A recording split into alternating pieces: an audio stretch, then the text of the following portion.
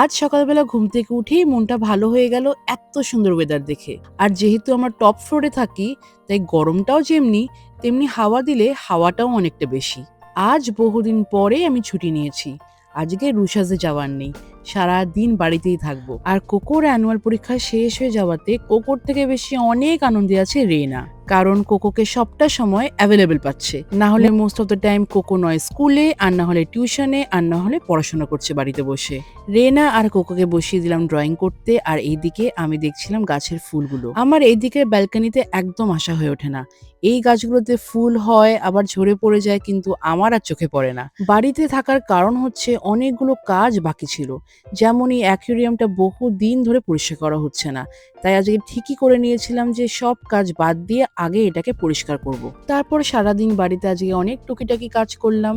আচ্ছা, এই গ্যাস নিয়ে মানে সিলিন্ডার নিয়ে টেনশনে কে কে আছো? আমি যেমন পরশুদিন গ্যাস বুক করেছিলাম, আমার কাছে কিন্তু এখনো অবধি কোনো আপডেট আসেনি। এটা নিয়ে সত্যি সত্যি বড্ড টেনশনে আছি। দেখা যাক। সন্ধ্যেবেলা তারপর রেনাকে নিয়ে গেছিলাম রেনার কুনকুনের কাছে আর ফুলুর কাছে আড্ডা মারতে। রেনার যেহেতু এখন স্কুলটা ছুটি পড়ে গেছে, তাই একটা দিনের জন্য ও খুব এক্সাইটেড হয়ে থাকে যেদিন কুনকুন আর ফুলুর সাথে ওর দেখা হবে। তারপর অনেকক্ষণ আড্ডা মেরে চলে এলাম নিজেদের ঘরে। আজকে খুব ইচ্ছে করছিল যে কিছু একটা রান্না করব।